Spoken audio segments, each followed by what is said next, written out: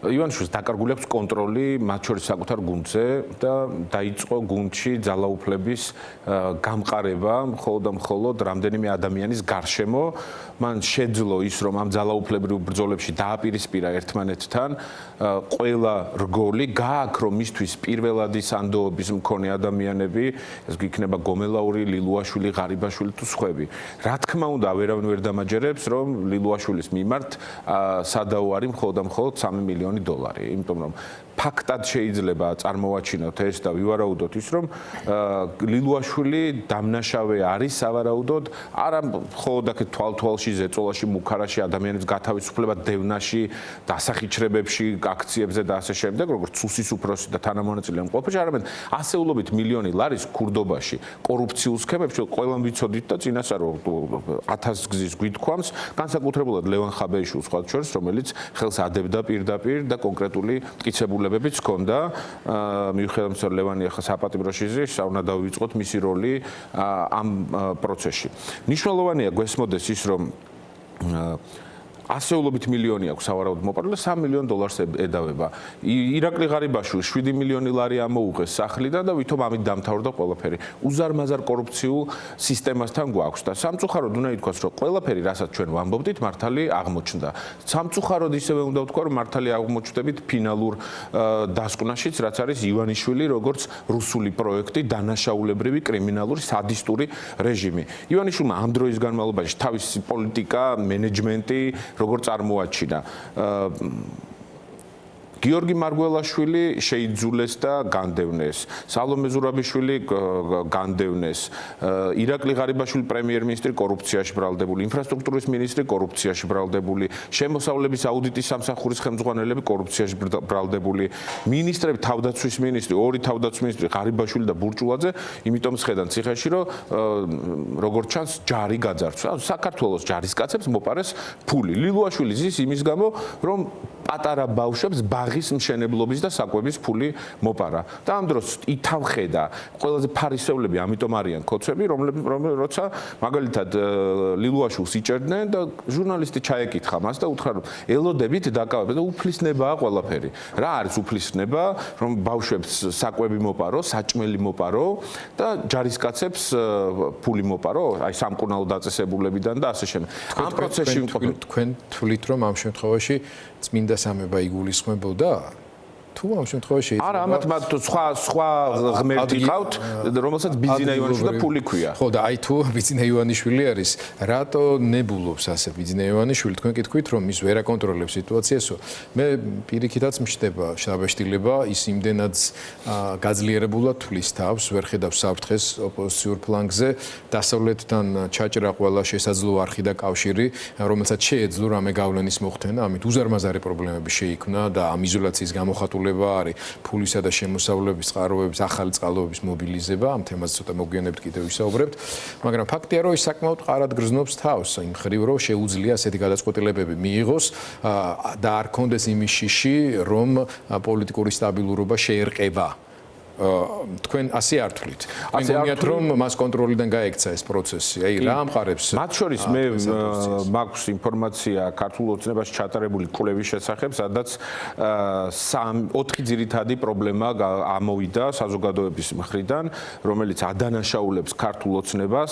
ერთი კორუფციაში და კორუფცია უმძიმეს პრობლემად მიაჩნია, ნარკოტიკების უკონტროლო შესვლა საზოგადოების ყველა სივრცეში საერთოდ, ეს ორი მნიშვნელოვანი პრობლემა. მესამე საკითხი ფასების ზრდა, რასაც აი ახლახანს დაარტყეს და შემოიტანეს დღის წესრიგში და ამაზეც აუცილებლად უნდა ვისაუბროთ და მეოთხე შიდა კლანური მდგომარეობა საჯარო მოხელეებში, სრული იერარქიული, რაც საჯარო სექტორს უნდა ჰქონდეს რღვევა, იმიტომ რომ არც განათლება, აღარც გამოცდილება, აღარაფერი აღარ ფასდება და ეს საკუთარ მხარდამჭერებშიც კი ძალიან პრობლემურ საკითხებად ჰქონდათ.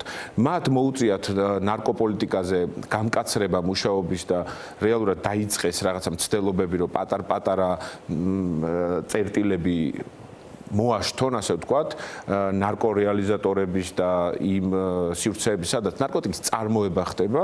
მეორეს მხრივ თითქოს და დაიწყეს კორუფციის წინააღმდეგ ბრძოლა, მაგრამ ესეც მათ ძალიან ცუდად დაუბრუნდათ, იმიტომ რომ მტკიცებულებების ნაკლებობაა და თავადაც ქართული ოცნების წევრებმა კარგად იციან, რომ კორუფციაში ყველაა გახვეული. კალაძეც კორუფციაშია გახვეული. კალადის მოადგილეები კორუფციაში არიან გახვეული. რა თქმა უნდა ვივარაუდოთ, რომ თუ კორუფციას ებრძვი, რეალურად საკუთარი თავი უნდა დაიჭიროს ივანიშვილმა, ყველა უნდა დაიჭიროს.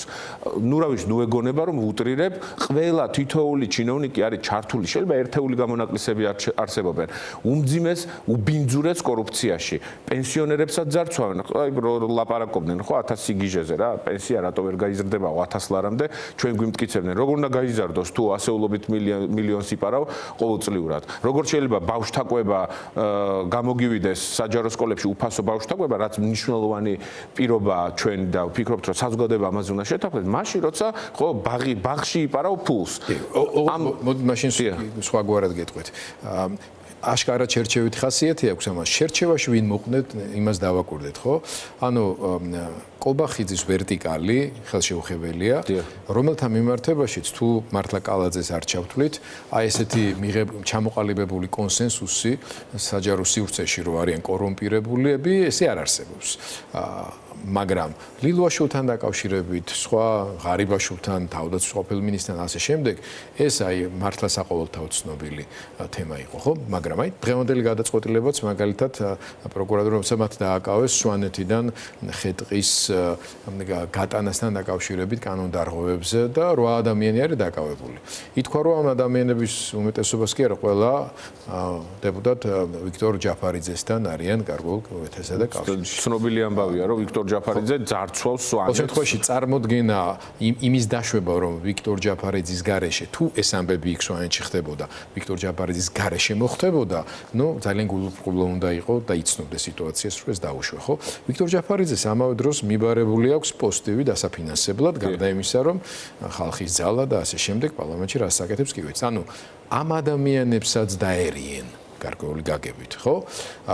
აი ესეთ შერჩევით ხდება.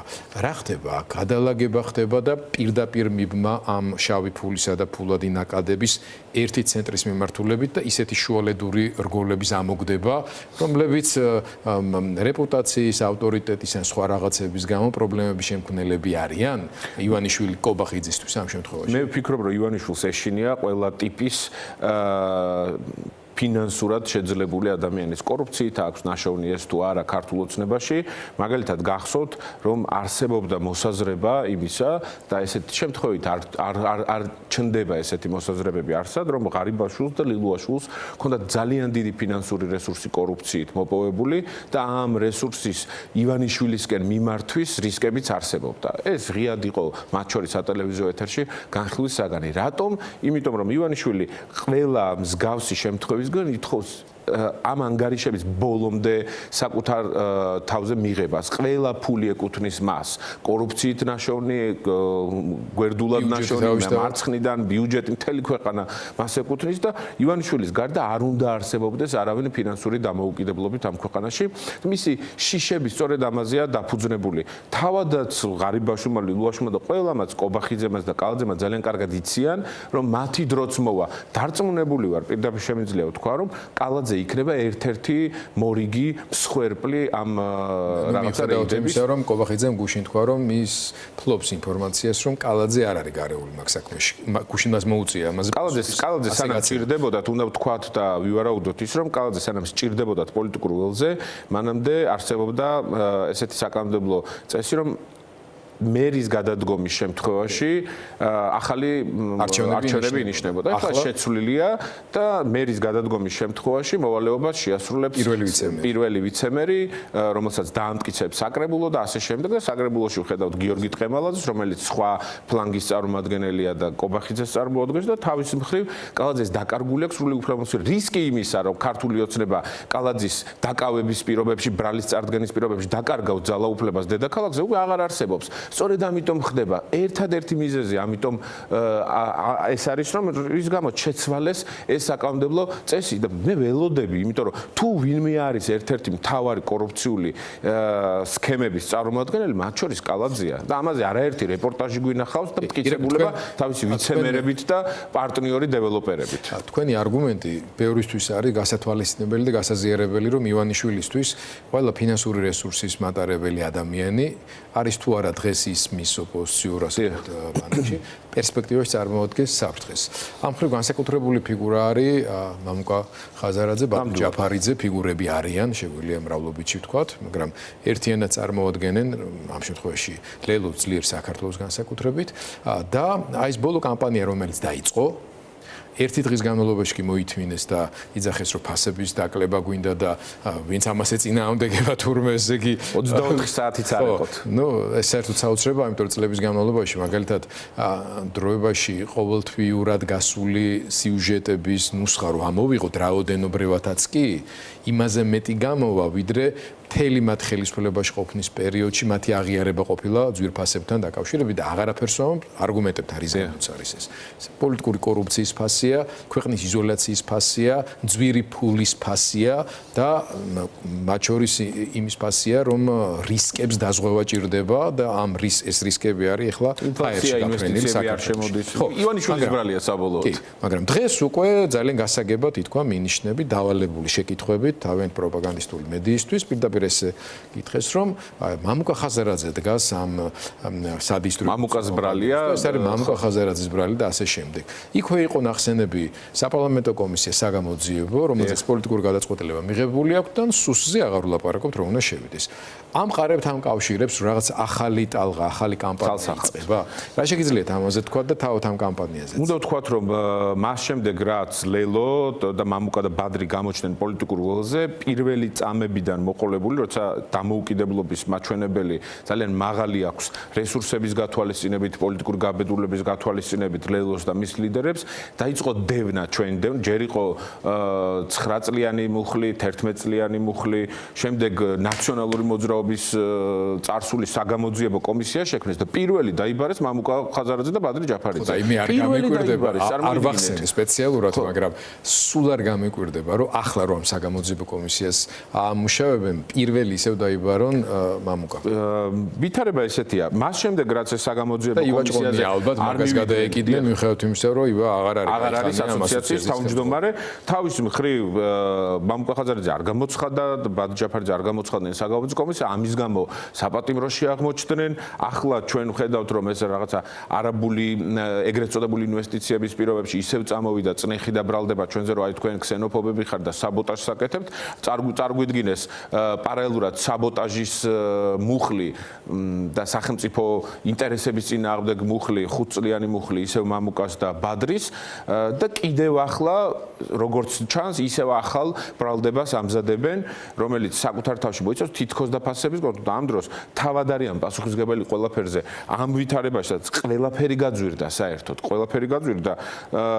თავად არიან მონოპოლისტები, ფქვილი მათ დეპუტატებს შემოაქვთ. ძირითადი საკვები რაც არის ფქვილი მათ დეპუტატებს შემოაქვთ.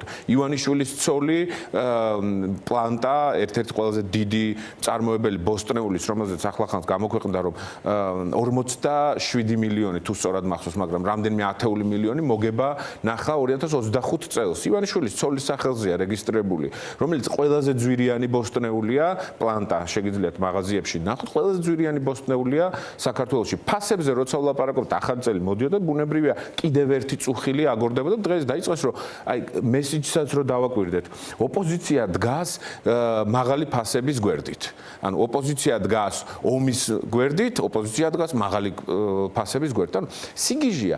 მხოლოდ და მხოლოდ პროპაგანდას ემყარება ეს ყველაფერი და რა თქმა უნდა მოლოდინი იმისა რომ ახალი სისხლის სამართლის საქმე შეიკერება ჩვენს წინააღმდეგ, ლელოს წინააღმდეგ, ნათელია შეიძლება პირდაპირ წავიკითხოთ იმ განცხადებების მიხედვით, რაც ახლა პაპუაშვილმა, კობახიძემ და სხვებმა გააკეთეს. სასაცილოა, მაგრამ საბოლოოდ აღარ გამოდის სასაცილო, როცა ესეთი ძალადობრივი რუსული სტილის რეჟიმი რეპრესიულად ეჯახება კონკრეტულ ოპოზიციურ პარტიას და მის ლიდერებს. მე გეთანხმებით, რომ ნამდვილად არ არის ეს სასაცილო, როცა ადამიანების თავისუფლებას ეხება საქმე და და რით აპირებს, აი ჩემი ბოლო კითხვა ასეთია და გარკვეული თვალსაზრისით პერსპექტივაში გახედვაც, იმიტომ რომ თავდება ეს პოლიტიკური წელი, მაგრამ აღარ დამთავრდა, ყოველდღე რაღაცა სკანდალური ხდება. აი ამ პერსპექტივაში გახედვით, მაინც რა განწყობით ეგებები და რა გეგმებით, როგორც პოლიტიკური პარტია და გუნდი 26 წელს.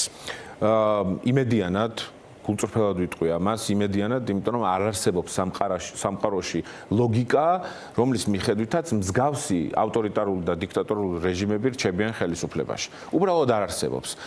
დრო მოსულია იმისა, რომ ივანიშვილი დამარცხდეს, ამას სჭირდება სტრატეგიულ ხედვაში ერთობა საზოგადოებას, ოპოზიციურ პარტიებს, სამოქალაქო აქტივისტებს, საგარეო მხარდაჭერას შორის და მეორე რაც მნიშვნელოვანია ჩვენი პარტიული გადმოსახედიდან. ამ დროის განმავლობაში ვიღაცები გამოდიან ხანმოკლე რომ აი შენი გზა არ მომწონს, ცუდია, ასე შემდეგ. ყოველთვის დავამტკიცეთ, რომ პარლამენტი იყო დასატოვებელი, მანდატები დასათმობები დავთმეთ. ციხეში წასვლელი იყო, წავიდნენ ჩვენი ლიდერები. საბრძოლელი იყო, წავედით ყოველთვის. ისევ გავაგრძელებთ ამ ბრძოლას.